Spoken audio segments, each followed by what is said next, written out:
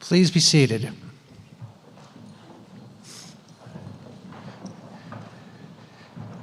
Good morning. I am Alex Tagnaro Green, the Regional Dean of the University of Illinois College of Medicine, Rockford.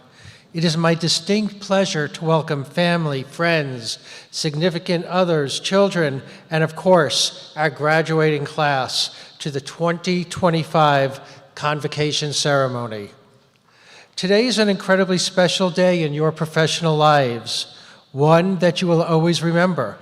Through fortitude, hard work, incredible class spirit, and the full support of your faculty, staff, and administration, we are all here today to celebrate your receiving your medical degree. I also want to take this time to thank the class of 2025 as you are leaving our College of Medicine, our campus, and the Rockford community a better place than when you first came here 4 years ago. Your dedication to serving on committees to improve our education and student life, the research that you've performed, and the innumerable ways that you've served as volunteers and leaders in our community have impacted all of us and made us stronger and better. Through all of this, you have been a living testament to the highest ideals of medicine and UIC. We are so proud of all of you. Congratulations, class of 2025.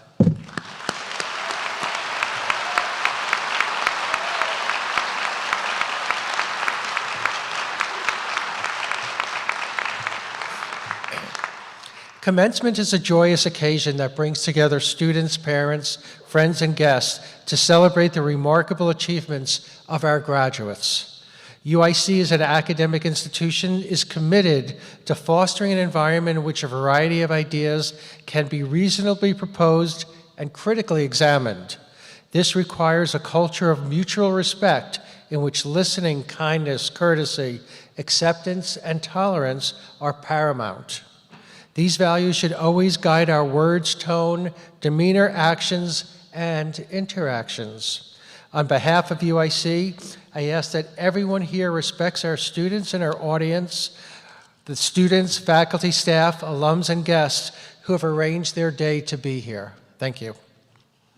It is a tradition to begin our ceremony each year by presenting the College of Medicine Rockford's 3 Distinguished Awards. It's a wonderful opportunity to recognize individuals in our institution and in our community. It is my distinct pleasure to present the Distinguished Teaching Award. Each year, this award is presented to a University of Illinois College of Medicine Rockford faculty member who has demonstrated a long-standing history of outstanding interest in our medical students and a strong commitment to medical education. This year, the award goes to Dr. James Girardi. Would Dr. Girardi please join me on the platform?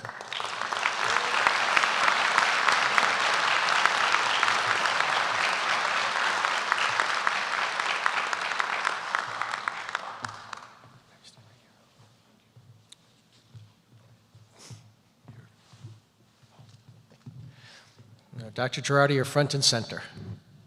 Dr. Girardi joined the College of Medicine Rockford Department of Surgery and Surgical Specialties as a clinical assistant professor in 1980 and was promoted to clinical associate professor in 1985.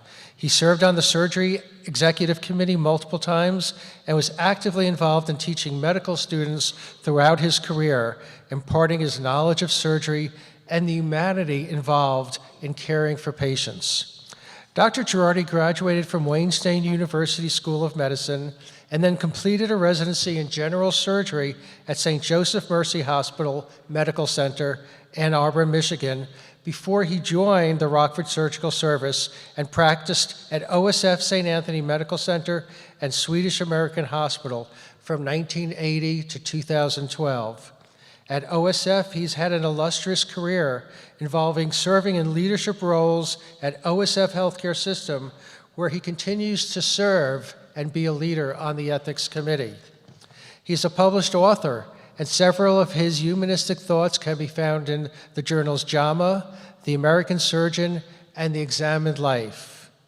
His interest in teaching medical ethics has included weekly seminars with M3 students to discuss ethical cases and situations they may have encountered.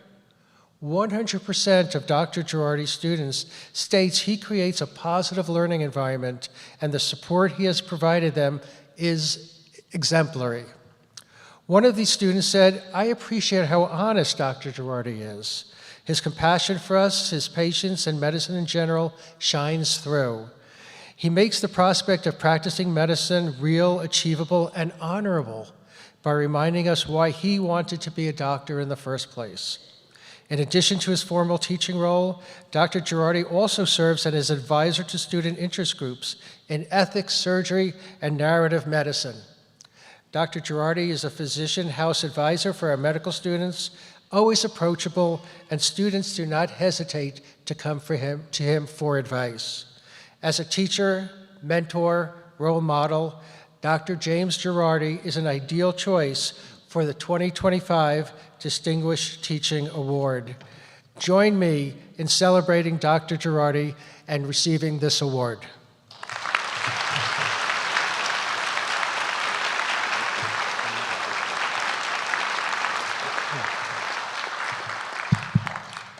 The dean, in his wisdom, knowing that I have a proclivity for being long-winded, only notified me 10 minutes ago that some remarks might be appropriate.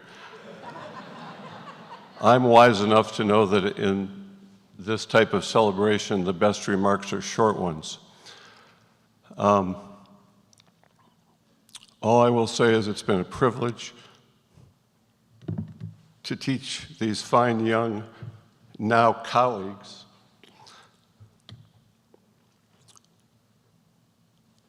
and you see before you the future of medicine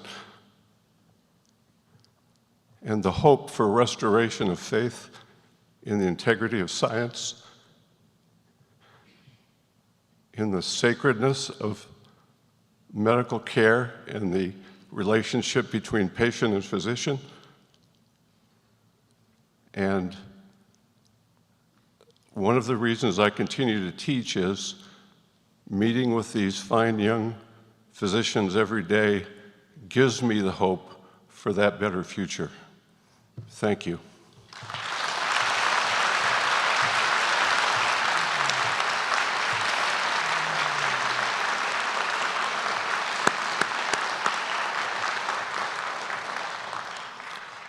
Congratulations, Dr. Girardi, and thank you for all that you've done for us over the decades.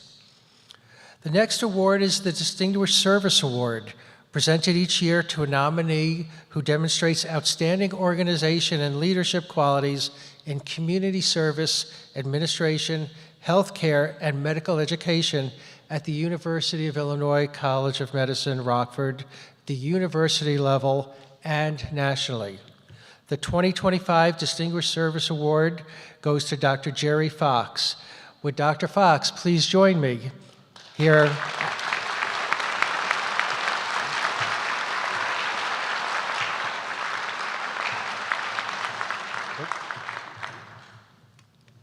Dr. Fox embodies the highest standards of service and leadership. Her unwavering commitment to medical education, faculty development, student mentorship, and psychiatric training is truly remarkable. Since assuming her role as chair of the Department of Psychiatry at the College of Medicine, Rockford in September 2018, Dr. Fox has significantly expanded medical student education opportunities and strengthened faculty engagement. She's been instrumental in increasing community faculty members and clerkship sites in psychiatry. As the Director of Psychiatry Medical Student Education, she's been pivotal in ensuring high-quality didactic and clinical experience for all students, fostering mentorship and supporting students in their career trajectories in psychiatry. She received the college's Distinguished Teaching Award in 2021 and received the Chicago Campus Distinguished Service Award in 2022. Her innovative educational programs and resources have made a significant impact nationally. Notable among these is the creation of the Normal Development DVD curriculum, a widely adapted training tool in child and adolescent psychiatry. Her scholarly contributions, which include numerous peer-reviewed articles and book chapters, have been instrumental in advancing educational strategies and improving mental health training across medical institutions. Her research and grant work are equally impressive. Through grant funding programs, she develops sustainable wellness programs across College of Medicine campuses and fostered interest in child and adolescent psychiatry among medical students, addressing a crucial national shortage in this field. Her dedication to promoting physician well-being and resilience continued through her teaching, mentoring, and role as the Associate Dean for Wellness and Resilience curriculum from 2017 through 2022. She continues to teach and mentor in these areas. Her service extends beyond the campus as she served in numerous leadership capacities in national organizations and has received recognition, including the Distinguished Educator Award from the American Academy of Child and Adolescent Psychiatry. Congratulations, Dr. Fox.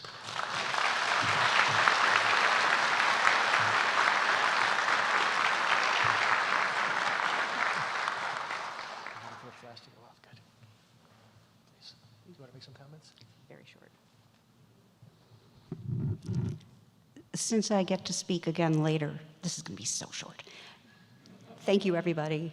Especially thank you to Ray Garcia for nominating me. Thank you for the really wonderful faculty and staff that we have here in Rockford, without whom I couldn't get anything done. It's wonderful. Thanks to all of you guys. And I hate having my back to you, but hi. Anyway, thank you very much.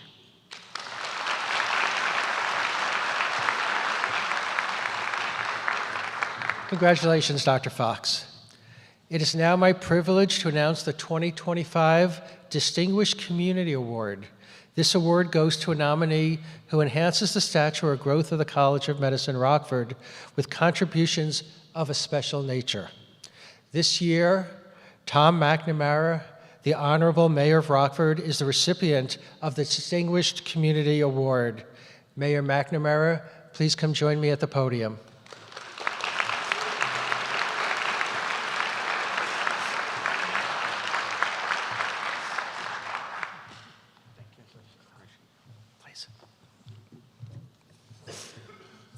Mayor McNamara has demonstrated outstanding leadership and commitment to strengthening the health and well-being of the Rockford community, while also championing the College of Medicine's presence in Rockford. In fact, he's with us so much, sometimes I think he's part of our faculty. Under Mayor McNamara's leadership, the City of Rockford has forged strong partnerships with the local healthcare systems and educational institutions, including our institution. His unwavering advocacy for public health initiatives, including efforts to combat the opioid crisis, improve mental health services, and expand access of healthcare to all individuals, directly aligns with the mission of the University of Illinois College of Medicine, Rockford. Mayor McNamara has actively supported the college's COVID Community Testing Center and has served as a guest speaker at several events, including orientation, which he typically does on an annual basis, the White Coat Ceremony, and Convocation. He has also supported the work of the Merit Program and other community initiatives of the college. Mayor McNamara has also been a strong proponent of investment in medical research and education, actively supporting efforts that enable the College of Medicine to thrive as a premier institution for medical training and innovation. His leadership in advancing economic and workforce development initiatives has contributed to a thriving healthcare sector in Rockford, ensuring that students and graduates from the College of Medicine have opportunities to serve and grow within the community. Thank you, Mayor McNamara, and congratulations on receiving the Distinguished Community Award.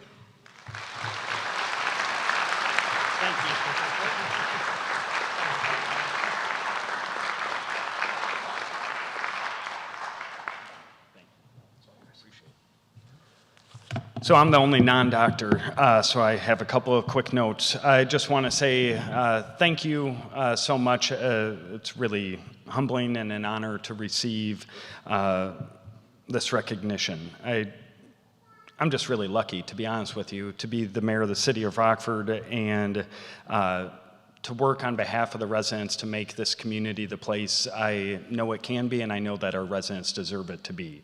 And we are just incredibly fortunate in the city of Rockford to have this amazing college with just the best staff and amazing faculty and tremendous students. The only thing I will leave and say is to the graduates, just a couple of quick things is always ask for help. Never pass up on an opportunity to give someone else help. Continue to work on your communication skills because they'll always serve you. Continue to build relationships and figure out how to connect the dots between your relationships. And lastly, the thing that my dad always told me is life is about two things, attitude and gratitude, and you control both of them. So wake up each day with a great attitude that you can control your destiny for that day. And the last thing is you're obviously going to face a tremendous number of challenges throughout your life, but enjoy today. Look around at all the people who love you and care about you. You have a lot to be grateful for. Thank you.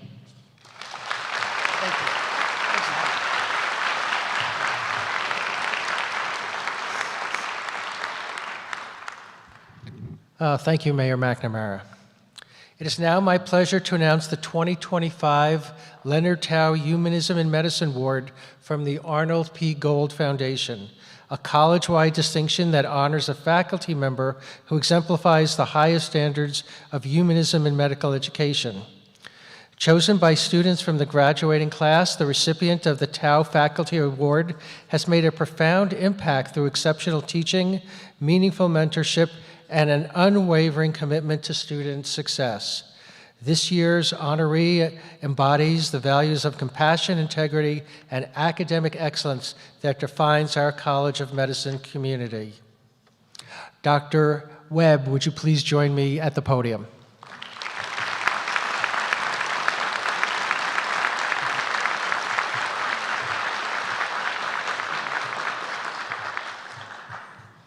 No, don't, you can't go away.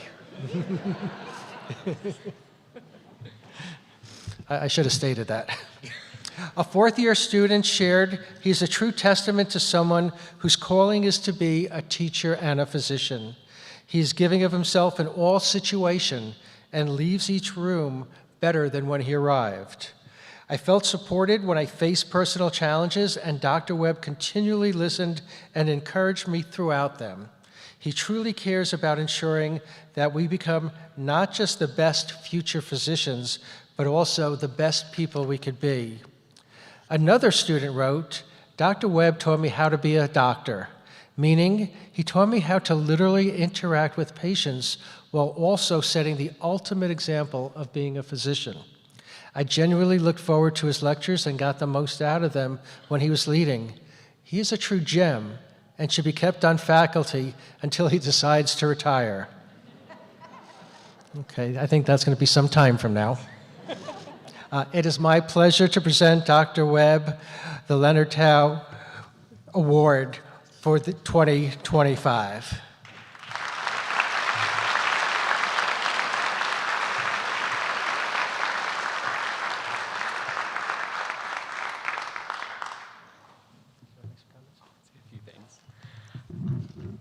Your graduates are used to listening to me talk for about 2 hours at a stretch during lectures during first and second year of medical school. So I will give you the short version. And I mainly just want to echo Dr. Girardi's words from earlier. I chose to come to Rockford, Illinois to teach medical students after the pandemic because I wanted to see faith in medicine, trust in doctors restored through teaching young physicians to earn trust with their patients every single day, every single encounter, every single room that they walked into.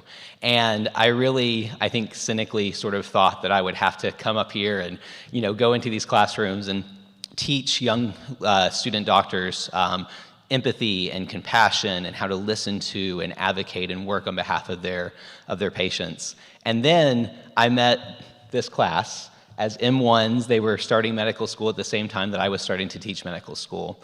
And I found all of those characteristics already in front of me in my learners. And so I'm just grateful for this class. In many ways, you have restored my faith in the future of medicine, and I'm hopeful to see the way that you now go out and restore faith in medicine in the lives of your patients and communities. Thank you.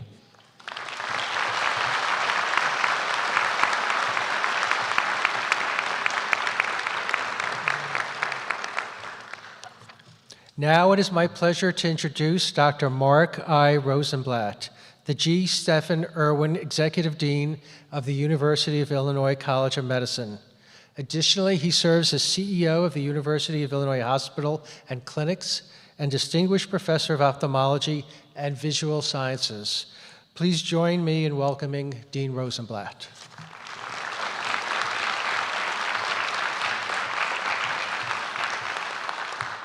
Well, thank you so much, Dean Sir-Green. It's always a pleasure to be here at this convocation. I shouldn't say this, but don't tell anyone at the other campuses, but this is truly the most beautiful and historic place that we get to celebrate our graduates. So it's really a pleasure to be here.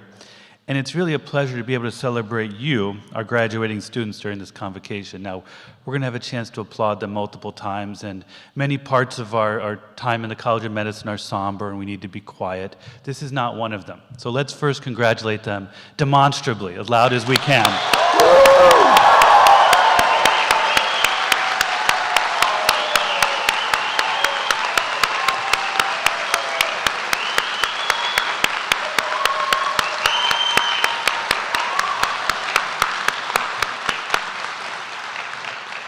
Strong work. This is a special day and a proud achievement, and you should be proud. Please don't deny yourself that, because this is a day when all the training, all the hours of hard study, all the moments when you forced yourself to push forward to this goal have come to fruition. Each of you knows a lot about delayed gratification, and this is one of those days where the gratification doesn't have to be delayed. You're here. Now you're going to enter residencies, and it starts over again in a way. So please enjoy the fruits of your Herculean efforts. With graduation comes the anticipation of what lies next. Your careers will take you in amazing and challenging directions. I'm confident that the foundation in science, medicine, and service to community that you've received at our College of Medicine has prepared you for the continued and future outstanding achievements that you know you will accomplish. As your careers advance, you will also contribute to the body of scientific knowledge, promoting our tradition of lifetime learning, which continues to be a cornerstone of the educational mission of our College of Medicine. Not only will you excel in your chosen field of specialization, but you will also assume leadership positions and take great joy in mastering new skills, applying novel ideas, and solving complex clinical and research problems. This was all made possible thanks to the support of many in the audience, parents, spouses, relatives, friends, and mentors. On behalf of all of our graduates, please accept our sincerest thanks, and let's give them a round of applause as well.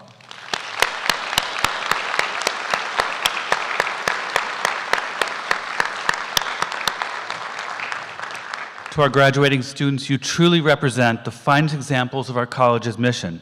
And it's my sincere hope that you will continue to apply what you have experienced as students at the College of Medicine: passion in your pursuits, compassion for, and dedicated service to your patients, and excellence in every aspect of your lives. So with that, I wish you heartfelt congratulations, enjoy this day, and we look forward to continuing to hear from you. And as you please continue to engage in our College of Medicine, we want to know how you're doing and know how you can be part of our community going forward. So thank you so much.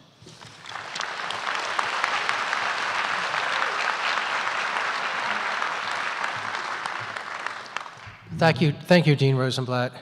So it's now my pleasure to introduce or reintroduce our esteemed speaker, Dr. Jerry Fox. In addition to receiving the Distinguished Serving Award this year, I invited Dr. Fox to be our distinguished speaker. She's been an incredible advocate for medical students. In fact, she has been a force and brought new life to the Department of Psychiatry in Rockford when she became the head of the department, as I mentioned before, in 2008. 2018, after holding numerous positions in Chicago. Please join me in re-welcoming Dr. Fox to the podium.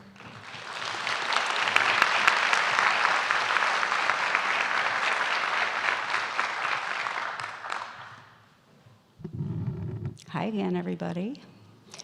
So what I'm going to say is really to you guys, even though I'm going to be facing this way. So anyway, I am honored and delighted to have been asked to speak at your graduation ceremony today. I want to offer my heartfelt appreciation to two of my favorite deans, Dean Stagnaro Green and Executive Dean Rosenblatt, for their dedicated leadership of our University of Illinois College of Medicine community. I also want to thank the outstanding team of faculty and staff on the Rockford campus. I am really grateful for the opportunity to serve. I'm going to bore you with just the titles of what I've been doing over the last 38 years as a faculty member. I'm a U of I lifer, starting with medical school on our Chicago campus, except for a brief detour for my psychiatry residency at Northwestern. And I have been a U of I faculty member for 38 years, which is hard to believe because I'm only 22. It's been a joy you're not supposed to laugh. I mean, it's been a joy to serve as a clinician educator in so many different roles, helping our medical students, residents, faculty, and staff to flourish. So on our Chicago campus, I started out as the Child and Adolescent Psychiatry Fellowship Director. Then I became the Assistant Dean for Graduate Medical Education, and then the Director of Psychiatry Medical Student Education. I have taught every single medical student and psychiatry resident on the Chicago campus for over 30 years, which is mind-blowing to me. While on the faculty, I was given the opportunity to earn a Master's in Health Professions Education degree from our really fabulous Department of Medical Education, which is what this sash is, and this is where I met my classmate, Dean Stagnaro Green. We both finished the program around 2004, I think? Yeah, okay. On our Rockford campus, I've served as the Psychiatry Department Chair and the Director of Psychiatry Medical Student Education. In addition to teaching, every medical student has received a piece of their favorite percent chocolate from me. If I have missed anyone, meet me in the lobby afterwards. My husband has a bag of chocolate that Carmenisha gave me. She's sorry she can't be here today. So I'm sharing, okay? And if you don't like chocolate, we'll handle that too. On all three campuses, as the Associate Dean for Wellness and Resilience, I've collaborated with colleagues to develop and deliver our college's first wellness curriculum. So what do all those roles have in common? The overarching mission has always been to help our trainees, no matter what their level, become outstanding physicians through building excellent programs, to deliver excellent teaching, and to provide caring support along the way as our students identify and realize their career aspirations. So, knowing I had to put the speech together, I reflected on what are my three biggest messages from what I've learned as being a clinician educator, and there are three, which you're going to hear. The first one is the importance of prioritizing your own wellness and preventing burnout, both individually and as a community. The second is the importance of becoming an educator yourselves, should you be so inclined, for the next generation of students. And the third is to fully commit to the ethical values and principles of our profession. So category one, this is the Wellness Dean gig talking, is wellness and burnout. As you all know, and talking to the faculty too, the pressures of becoming a physician are immense. High debt load, we don't talk about that. Long hours, anxiety about evaluations and high stakes examinations, competition for positions, and fear of making mistakes are just some of the ingredients in that recipe for high stress. So as you move from medical school into residency, there's even more responsibilities and challenges. So a few years ago, I did a survey of our graduates a few years out for advice to give to graduating M4s. And some of this is going to sound so simple, but these were the favorites that really have made a big difference. So hopefully some of this will, to prioritize your own health before you conveniently forget to. You may need to identify new providers if you've moved for residency. And I recently heard from someone who's a faculty member now saying that she actually went through her entire residency with no dental checkups and had a mouthful of cavities later, so do that. The third one is go to sleep. This isn't med school where the goal is to stuff as much as possible into your brain before the exam the next day. Trust the process of residency that you will learn what you need over time. You have to prioritize your sleep for yourself and your patients. The fourth is find your support people to help you get through the tough times. It helps if they are gut-busting funny and you can laugh together. Enjoy your fellow residents and commiserate with each other. You are all in the same boat. Take care of each other. And if someone needs help, speak up.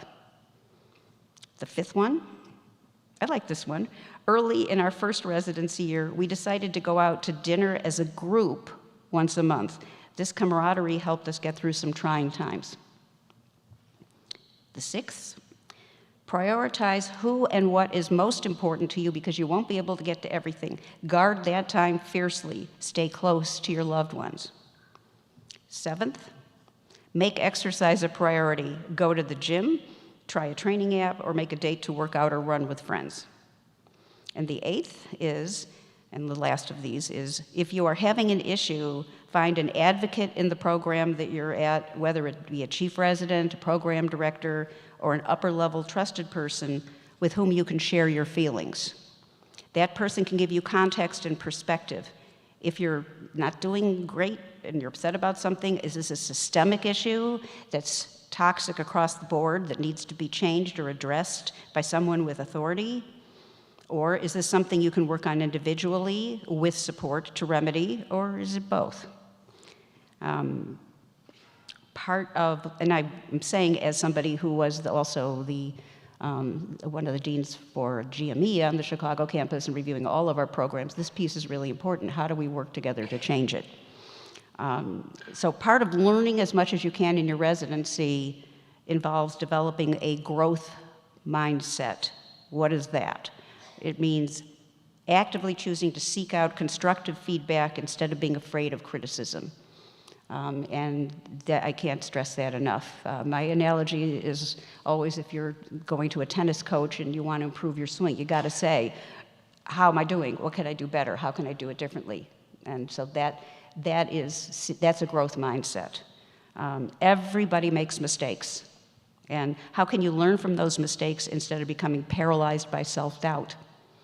A psychologist named Kristen Neff, who you may have heard me teach about, she teaches about self-compassion.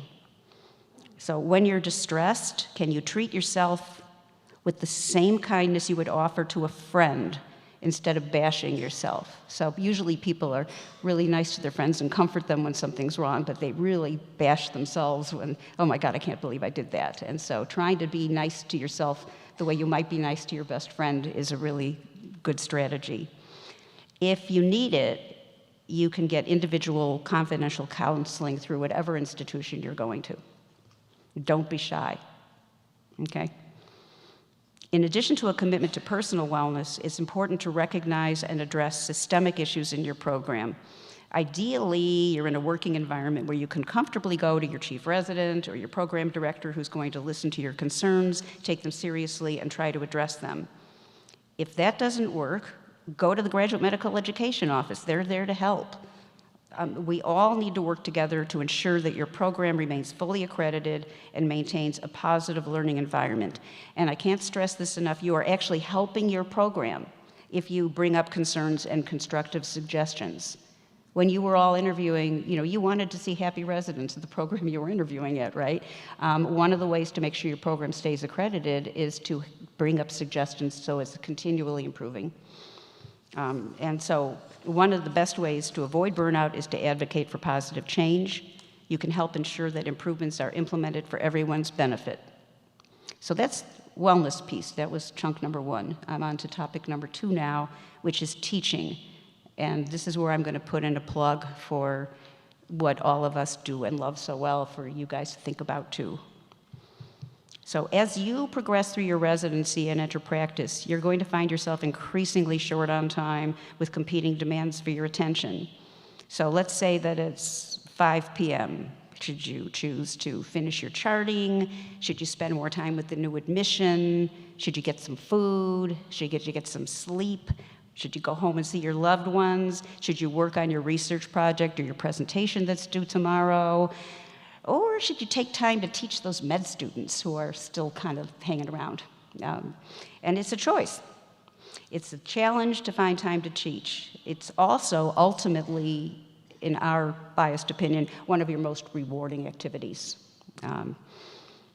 It requires skill to be an effective educator.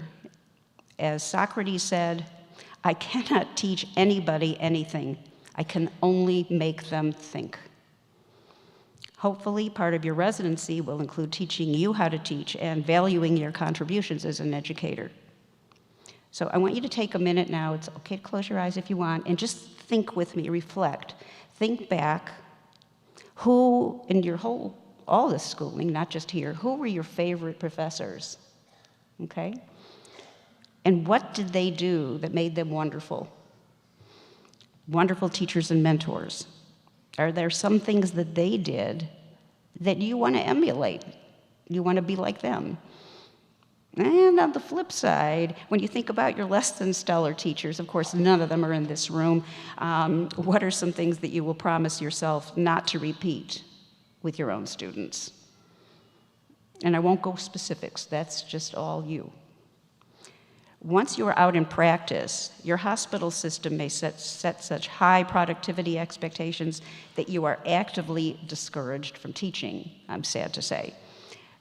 I see many organizations who are desperately seeking to hire physicians after completing residency. However, some of those same institutions refuse to invest in educating the trainees, and this approach is terribly short-sighted. As a U of I faculty member, it has been my joy and privilege to identify those physicians who really see teaching as their calling. These talented educators are passionate about helping the next generation become outstanding doctors. Please think about taking on the mantle of one of those educators who helped you get where you are today. Please pay it forward for other students who are hungry to learn. I can promise you that if you do, those relationships will be among the most soul-satisfying and sustaining sources of meaning in your career. My third topic and last is a few words about the mission of being a physician. We are living in some very troubled times right now, so you may have noticed. You're going to likely encounter many difficult organizational and political challenges to being able to practice as you might wish. As a guiding light when a situation is murky, it can be helpful to revisit our core mission by reflecting on our Hippocratic oath. This oath brings into clear focus the ethical values and principles of our profession that we each pledge to uphold. A little bit later today, we're going to be reading this oath together in this ceremony, but I wanted to pull out one line. That might be two. The health and life of my patient will be my first consideration. I will not permit considerations of race, religion, nationality, party politics, or social standing to intervene between my duty and my patient. Or, as Louis Pasteur said, this is a quote, one doesn't ask of one who suffers, what is your country? What is your religion? One merely says, you suffer. This is enough for me. You belong to me, and I will help you. And that is who we are as physicians, and this has always got to remain our first priority. Among myriad other accomplishments, Pasteur originated the process of, guess what, pasteurization, and also developed vaccines against anthrax and rabies. So I've got one more quote from him, which is relevant today. Science knows no country, because knowledge belongs to humanity and is the torch which illuminates the world. Our commitment to furthering knowledge and benefiting the world through scientific research should never be in question. As part of your future careers, please consider joining your colleagues in supporting issues that matter most to you on behalf of our scientific community and our underserved patients. So in conclusion, I'm asking you to become advocates for what's important. Stand up for what is needed to take care of yourselves, your patients, and your community. Stay committed to lifelong learning. Be curious and humble enough to maintain a growth mindset. Pay it forward to the next generation of physicians by taking the time to teach and mentor your own students. You will be rewarded with the immeasurable satisfaction of lifelong connections with your patients, students, and colleagues. And most important, stay close to your loved ones. Your family and friends who are out here are so proud of you. Many of them are here today. There's more elsewhere, I'm sure, to celebrate this milestone event with you. And thanks to all of you for your unwavering support. It has been a delight to participate in your education these past 4 years. I look forward to keeping in touch and hearing about the next chapter from all of you. Thank you guys so much. Thank all of you, and thanks to you guys too. I'm done.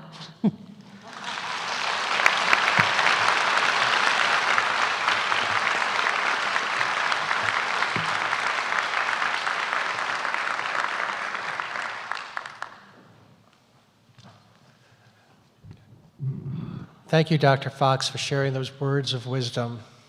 It's now my pleasure, in a second, to introduce Dean Stephanie Collado, who is the Dean of Student Affairs and does an amazing job with our students, making this a very special place for our students, staff, and faculty. Dean Collado. Thank you.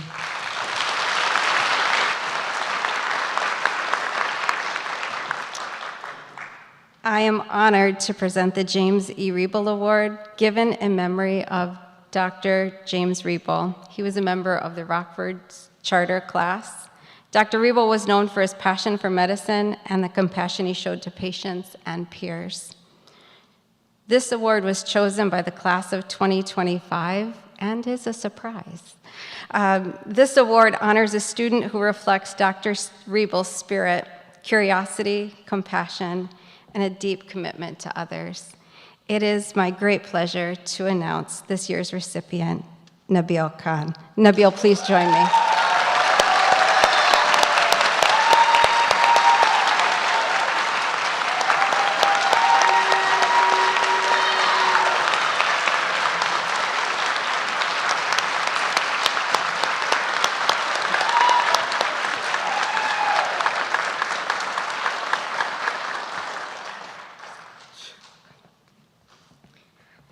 You're going to come stand by me.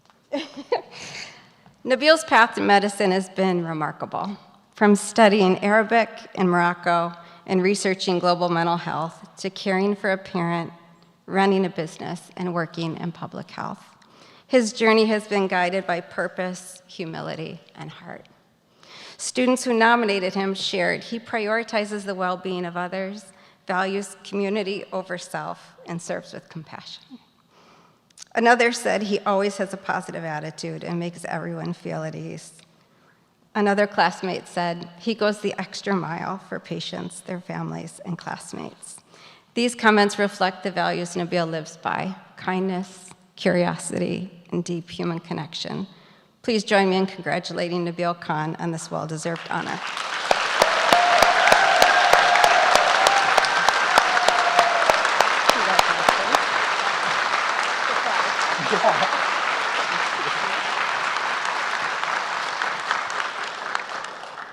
I am also delighted to announce that the class of 2025 has selected Lucas Jurasek. Lucas, will you join me at the podium?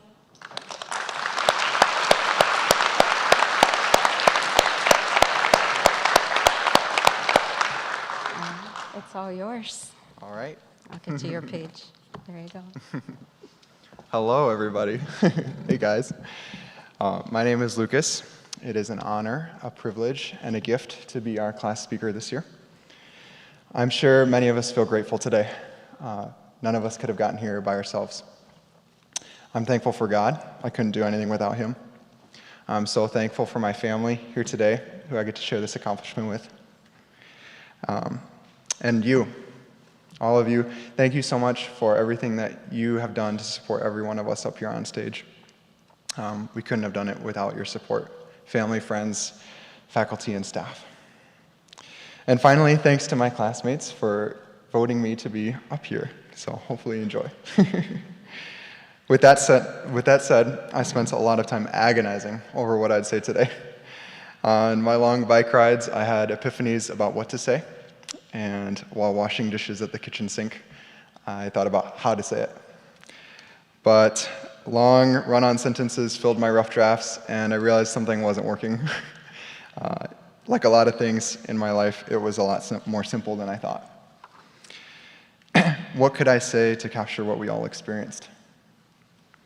You guys, we did it. It was hard, really, really hard. More difficult than any of us could try to put into words. Long days, long nights, traumatic experiences at the clinics and hospitals, or in front of a laptop with UWorld open. I can't stand here and speak for everyone's experiences, so I won't. They couldn't have been more different. Different locations, different rotations, different preceptors, and above all, different patients. We didn't see, think, say, or smell the same things, but at the same time, I know we all felt similar things. Feeling so inadequate at times, we thought no one could feel what this feels like. In reality, we all did at some point. Or feeling too vulnerable to open up how we're really feeling that day. Maybe it was stumbling over words when we spoke to our first real patient. And maybe we felt some fleeting blips of confidence when we knew what the right answer was on rounds, or what the attending was going to say before they said it, only to go to the next room, see the next patient, and think, wow, how could anyone get good at this job? So yeah, none of us had the same experience as someone else, but to finish this part of the journey is to entwine ourselves in this messy, difficult, heart and mind-wrenching endeavor. We made it, but I suppose that's how we felt after our acceptance to med school, after our first week of classes, after our first block exam, finishing phase 1, step 1, the end of clerkships. Whether it's our personalities or this whole process, we tend to always think of the next thing, and I'm sure a lot of you in the audience can relate to that too. Residency, fellowship, getting a great contract for our first job, then realizing that it's not working out and moving maybe across the country to the next place. We're also driven to achieve these things. That's one of the reasons we're here today, and about to get our fun hoods soon. So let's look forward to residency, but not forget to pause along the way to realize how much we've grown. As scary as that first day of residency will be, I have a feeling something will be far more difficult. Our profession is about service, but the default, easiest mode in our daily lives 20 years from now will not be empathetic patient care. Our system is not built or incentivized to truly take care of people. It will be one of the greatest challenges of our lives to consciously practice medicine in ways that benefit our patients the most. Let's paint a picture of the default way. In the morning, you print off your list or check your clinic schedule to see 3 more people added to the list overnight. And you're already on an insanely busy service. You're figuring out how to get through them as quickly as possible, figuring out which patients to spend less time with. You have administration literally breathing down your neck to see more patients in less time.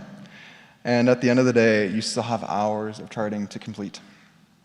Does this sound familiar? We've all seen it, and if we're not careful, we'll slip into it as the system's default way to practice medicine. By definition, we have to go out of our way to do the right thing for our patients. Okay, let's take a breath. Picture this. You finally finished over a decade of training to become one of the most skilled physicians in your area. You're seeing patients every day, truly having an impact on them in ways that we can't even imagine today. Work is tough, and there seems to be a never-ending stream of demands on your time and health.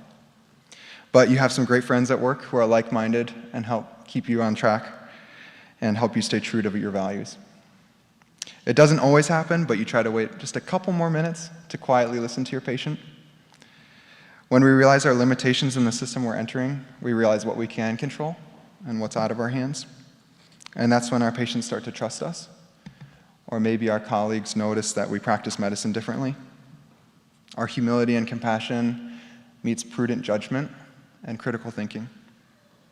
And that is the picture I see in my head when I look at all of you today. Our system is not built to care for patients in the ways they deserve, but we can still control how we care for them. Our own little moments with patients, and we can be shining spotlights for the people around us. It all sounds a bit lofty, huh? But I know all of us can try, and try again, because that's the way we made it here today. So who is this day for? There are many different and all correct answers to that question, unlike on your surgery rotation. Maybe this day is for our past selves who dreamed of being a doctor. Hours became days, became months leading up to this moment. Maybe this day is for someone out there in the audience who has supported you in ways that are difficult to put into words. Whoever that is, I hope you're able to thank them today and let them know truly how much they've meant to you. Maybe this day is for somebody who isn't with us anymore, someone we lost along the way. I hope you remember them today. And if we're honest, this day is for someone who isn't even in this room, someone we haven't met yet, someone who isn't born yet, someone who might be having the worst day of their life when you meet them, whether that's in a hospital room or a clinic office. In the end, that's who this was really for, learning as much as we can to become the best physicians we can be so that when we meet that person, we can take care of them the best we can. In the end, in closing, if I'm honest, a few weeks ago when I walked out of the hospital leaving my final rotation, it all felt a bit anticlimactic. But not today. It's time to celebrate. We did it, guys. I am so excited to be done with medical school and to have finished it all with you. You guys, we never have to wear our short white coats again. Congratulations to the class of 2025.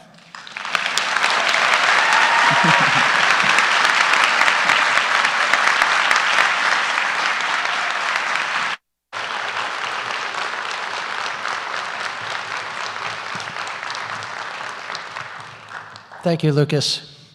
I would like to introduce Dr. Mitchell King, Associate Dean for Academic Affairs and Chair of the Department of Health Science Education, who will lead the hooding ceremony.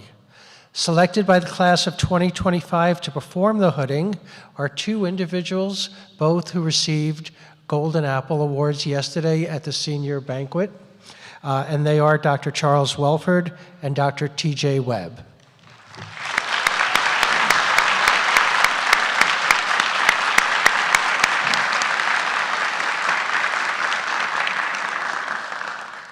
Thank you, Dr. Stagnaro-Green. The hooding ceremony symbolizes the awarding of the degree. The significance of hooding recognizes academic achievement in higher education. The hoods are lined with the official color or colors of the college or university that's conferring the degree. For the University of Illinois College of Medicine, the hoods are lined with the UIC colors of flame and indigo satin.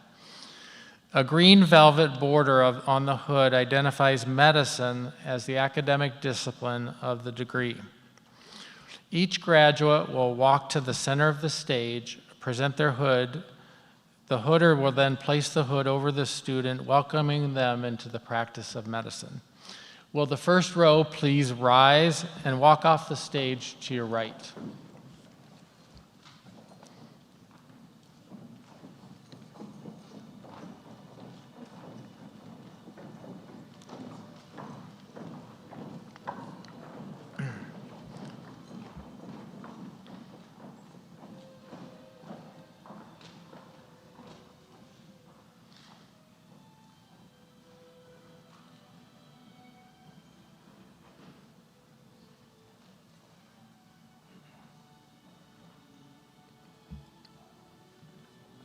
Samantha Aguilar.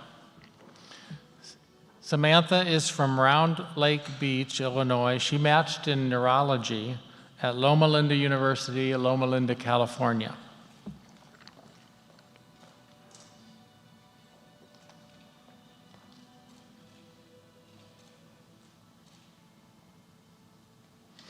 Congratulations, Dr. Aguilar.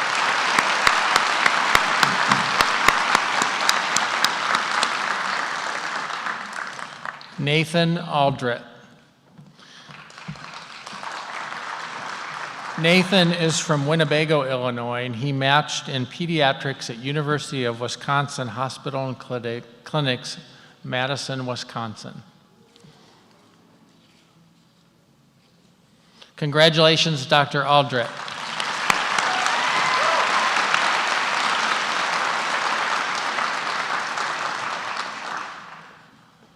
Lauren Brannon. Lauren is from Centralia, Illinois, and she matched in family medicine at Deaconess Hospital, Evansville, Indiana.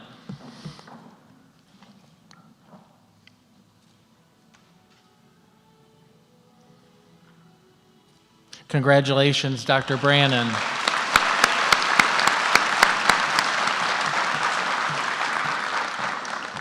Isabella Buccieri. Isabella is from Palatine, Illinois, and she matched in neurology at Cleveland Clinic Foundation, Cleveland, Ohio.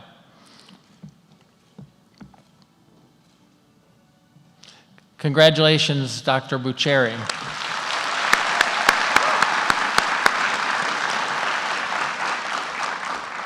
Madeline Butler.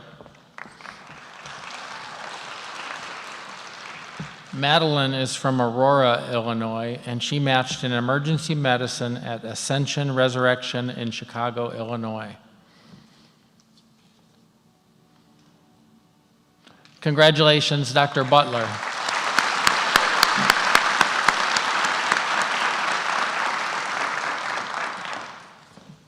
Abigail Cuevas.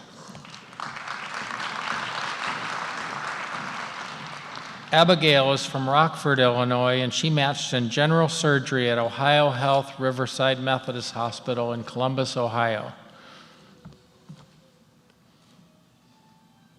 Congratulations, Dr. Cuevas.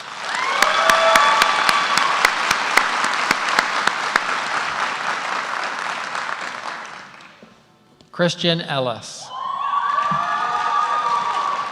Christian is from Philadelphia, Pennsylvania, and he matched in diagnostic radiology at Temple University Hospital, Philadelphia, Pennsylvania, and transitional program at University of Illinois College of Medicine, Peoria.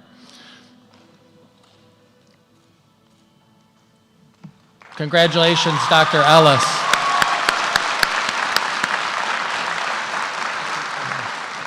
Jennifer Falami.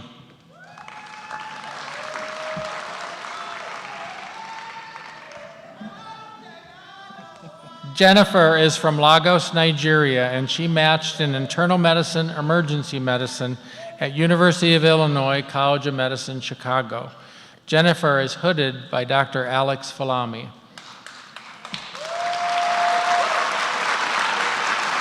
Congratulations, Dr. Falami. William Fox.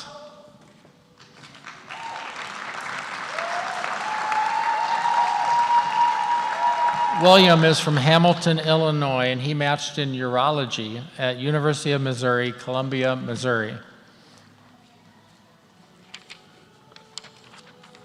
Congratulations, Dr. Fox.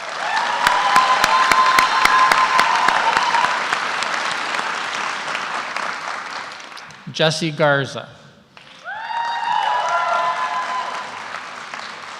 Jesse is from Lamont, Illinois, and he matched in emergency medicine at University of Wisconsin Hospital and Clinics, Madison, Wisconsin. Congratulations, Dr. Garza.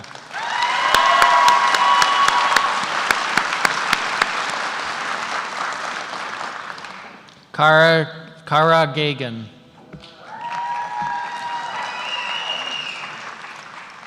Cara is from Chicago, Illinois, and she matched in obstetrics and gynecology at University of Illinois College of Medicine, Chicago, Illinois.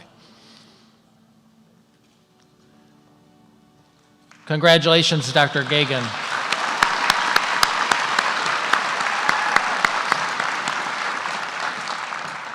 Daniela Giraldo. Daniela is from Lombard, Illinois. She matched in internal medicine pediatrics at Loyola University Medical Center, Maywood, Illinois. Daniela is hooded by Natalie Gio.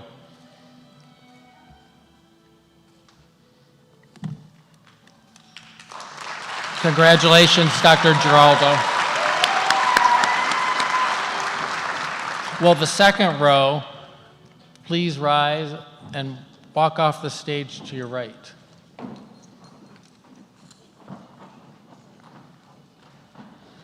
Anthony Hand.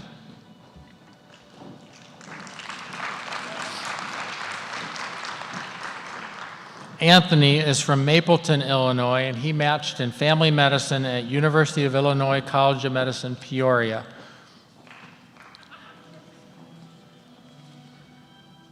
Congratulations, Dr. Hand.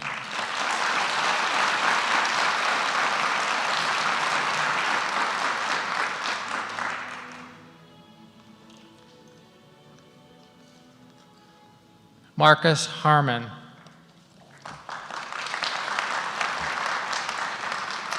Marcus is from Fairbanks, Alaska, and he matched in internal medicine at Providence Health, St. Vincent, Portland, Oregon. Congratulations, Dr. Harmon.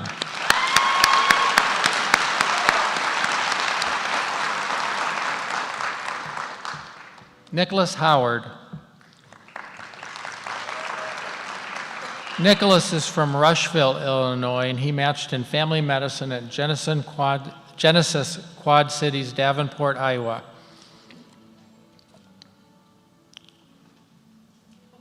Congratulations, Dr. Howard.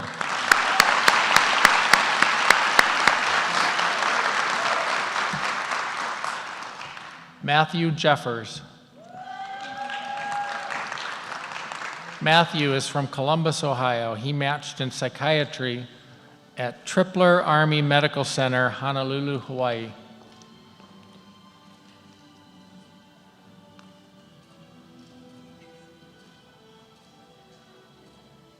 Congratulations, Dr. Jeffers.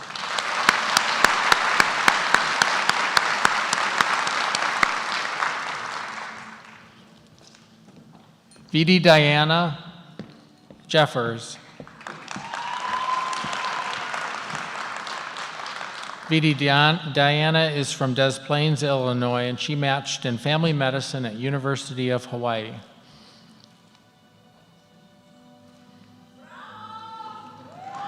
Congratulations, Dr. Jeffers.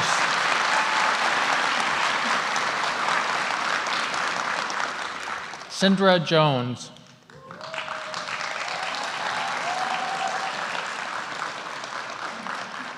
Cindra is from Glendale Heights, Illinois, and she matched in anesthesiology at University of Virginia, Charlottesville, Virginia.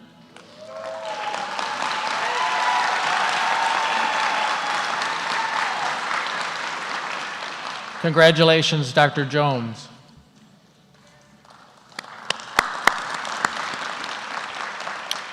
Lucas Jurasek.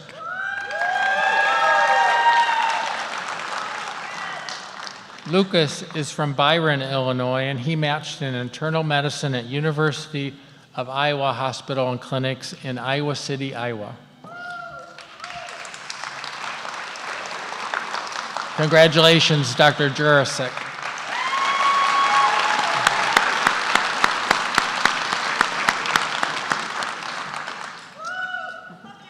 Nabil Khan. Nabil is from Abu Dhabi, United Arab Emirates, and he matched in psychiatry at Southern Illinois University School of Medicine and affiliated hospitals in Springfield, Illinois. Nabil is hooded by Bushra Tariq, Dr. Mansoor Khan and Dr. Mumtaz Khan.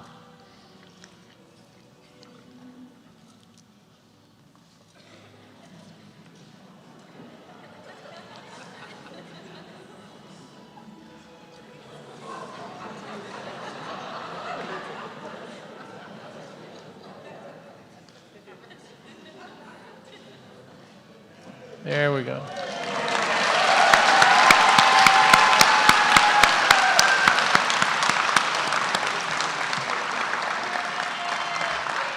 Congratulations, Dr. Khan.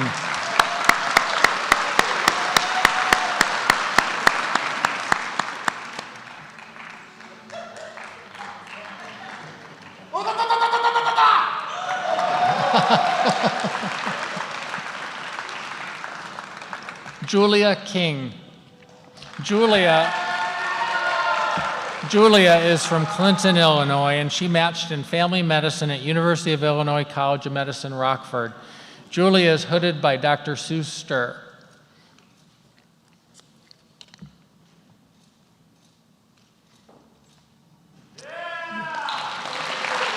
Congratulations, Dr. King.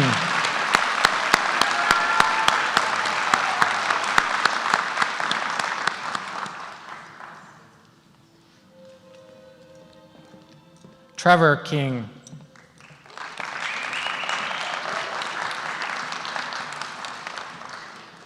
Trevor is from Sterling, Illinois, and he matched in family medicine at Atrium Health Cabarrus, Concord, North Carolina.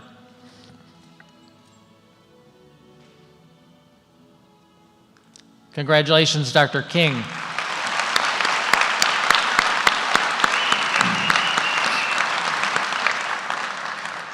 Jenna Lafferty.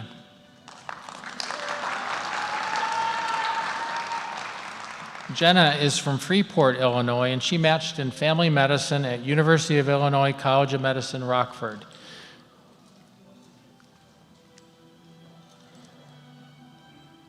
Congratulations, Dr. Lafferty.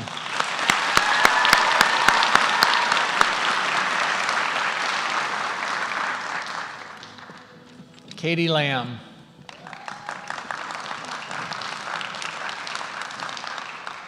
Katie is from Chicago, Illinois, and she matched in diagnostic radiology at University of Vermont Medical Center, Burlington, Vermont, and medicine preliminary at Carle Foundation Hospital, Urbana, Illinois.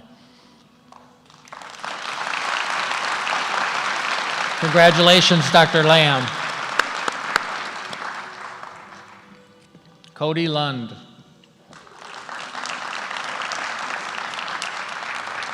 Cody is from Sterling, Illinois, and he matched in internal medicine at University of Wisconsin Hospital and Clinics, Madison, Wisconsin. Congratulations, Dr. Lund.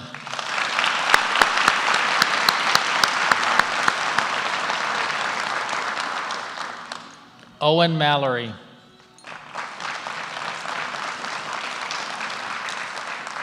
Owen is from Hennepin, Illinois, and he matched in orthopedic surgery at William Beaumont Army Medical Center, El Paso, Texas.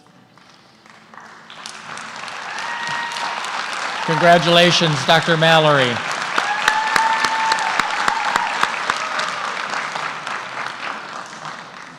Angelica Mangahas. Angelica is from Northbrook, Illinois, and she matched in otolaryngology at University of Illinois College of Medicine, Chicago. Angelica is hooded by Dr. Susan Mangahas and Dr. Edmund Mangahas.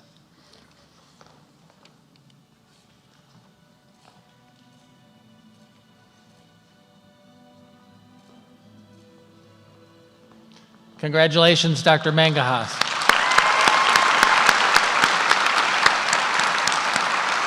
Will the third row please rise and walk off the stage to your right? Lauren Melodosian Schreiner.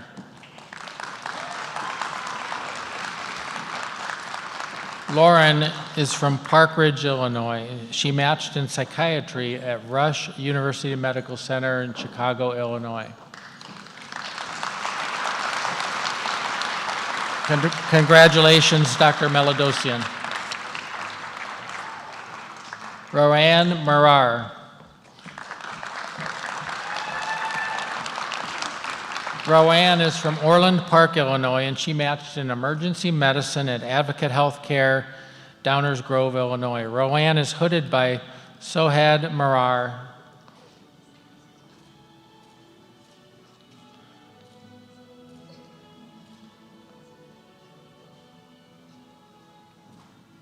Congratulations, Dr. Marar.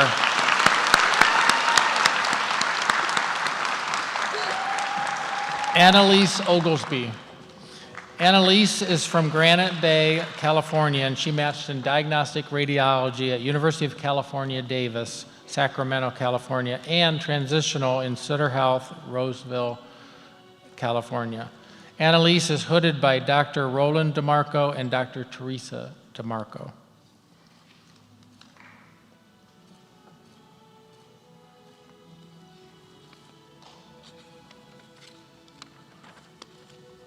Congratulations, Dr. Oglesby.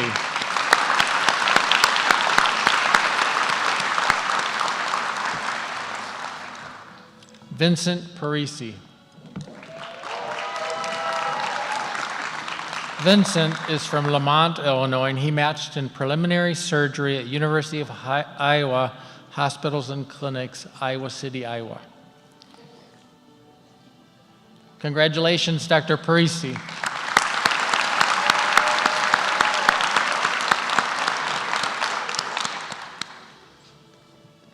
Shrikar Patel. Shrikar is from Hoffman Estates, Illinois, and he matched in interventional radiology at University of Illinois College of Medicine, Chicago, and surgery preliminary at Wake Forest, Winston-Salem, North Carolina. Congratulations, Dr. Patel. Bailey Pilson. Bailey is from Shannon, Illinois, and she matched in family medicine at University of Illinois College of Medicine, Rockford Rural Program in Dixon, Illinois.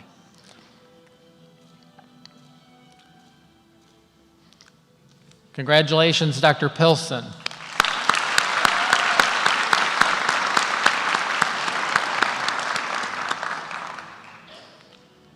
Megan Price.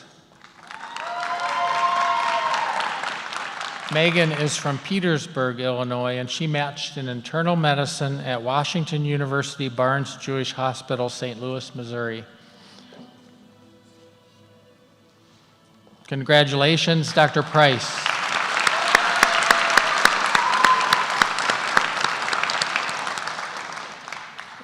Peyton Price.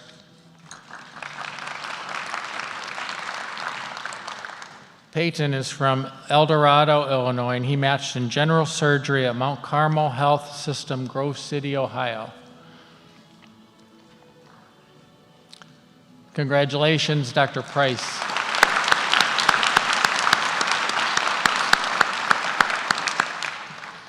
Madison Purvis.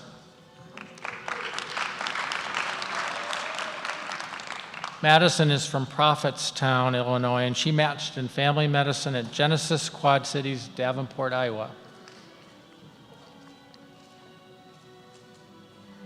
Congratulations, Dr. Purvis.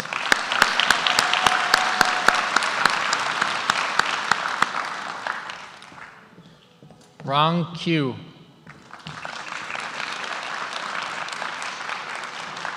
Rong is from Chicago, Illinois, and she matched in internal medicine at Boston University Medical Center, Boston, Massachusetts. Congratulations, Dr. Q.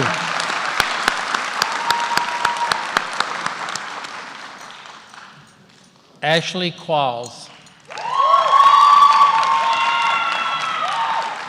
Ashley is from Galesburg, Illinois, and she matched in emergency medicine at University of Missouri University Hospitals, Columbia, Missouri. Congratulations, Dr. Qualls.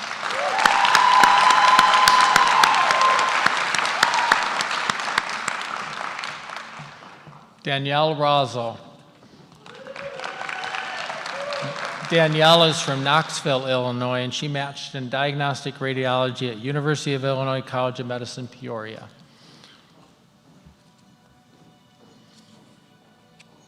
Congratulations, Dr. Rosel.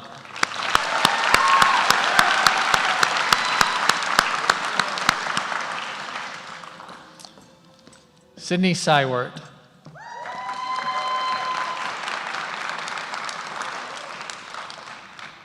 Sydney is from Rogers, Minnesota, and she matched in pediatrics at Mayo Clinic School of Graduate Medical Education, Rochester, Minnesota. Congratulations, Dr. Sywert.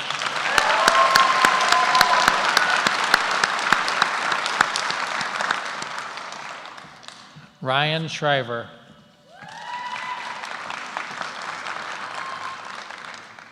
Ryan is from Elgin, Illinois, and he matched in orthopedic surgery at University of Illinois College of Medicine, Chicago.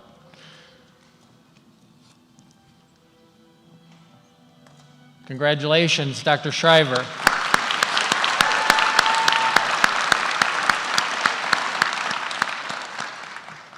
Lucas Sieving.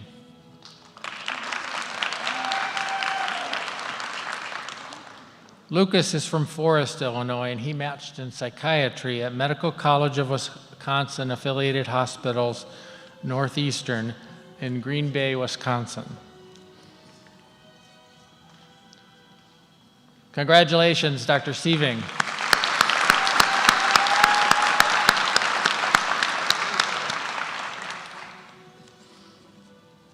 Alexander Thomas.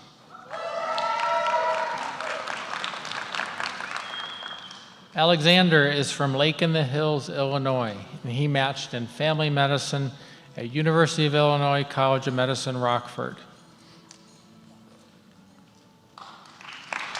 Congratulations, Dr. Thomas.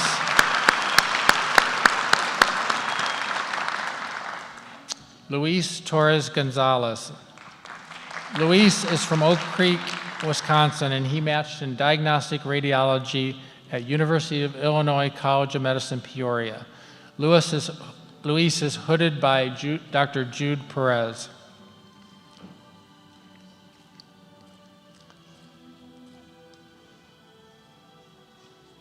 Congratulations, Dr. Torres Gonzalez.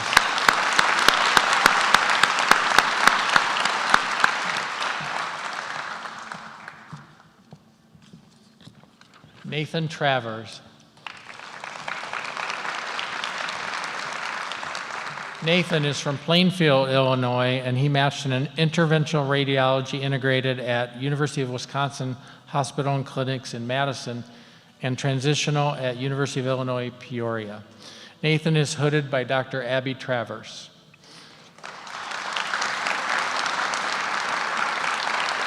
Congratulations, Dr. Travers.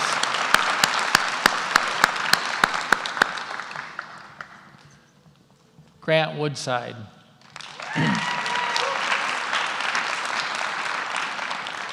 Grant is from DuQuoin, Illinois, and he matched in internal medicine or family medicine at Advocate Healthcare Advocate Lutheran General Hospital, Park Ridge, Illinois. Congratulations, Dr. Woodside.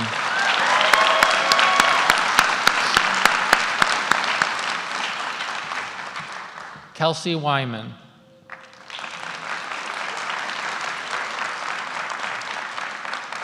Kelsey is from Monmouth, Illinois, and she matched in psychiatry family medicine at University of Iowa Hospitals and Clinics, Iowa City, Iowa.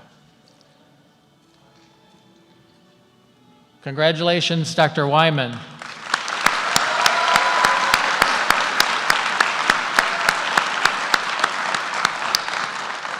Please join me in congratulating the class of 2025.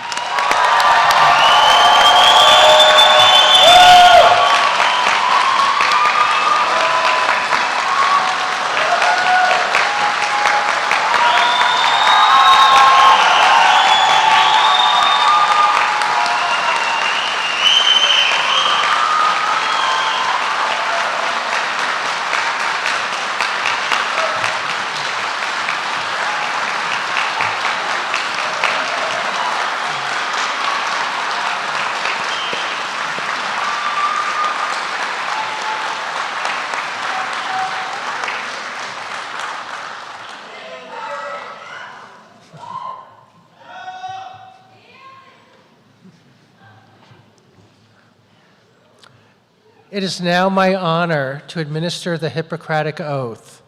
Will the College of Medicine class of 2025 please stand? I would also invite any physicians in the audience who would like to also participate in the recitation of the oath to also stand.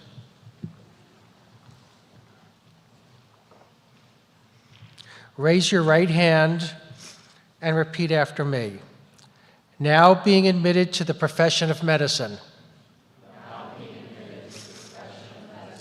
I solemnly pledge to consecrate my life to the service of humanity. I will give respect and gratitude to my deserving teachers. I will practice medicine with conscience and dignity. The health and life of my patient will be my first consideration. I will hold in confidence all that my patient confides in me. I will maintain the honor and noble traditions of the medical profession.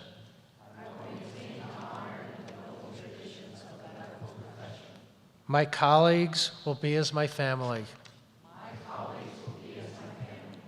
I will not permit considerations of race, religion, nationality, party politics, or social standing to intervene between my duty and my patient.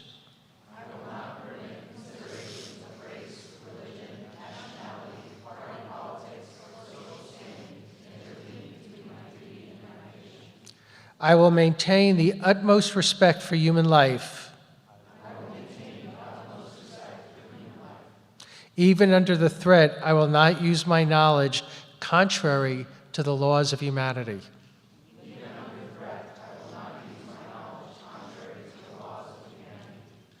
These promises I make freely and upon my honor.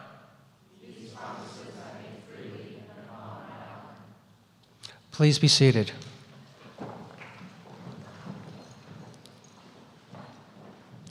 Thank you for joining us. It has been my pleasure to be with you today as we recognize so many talented and committed individuals in the graduating class. Class of 2025, doctors, congratulations.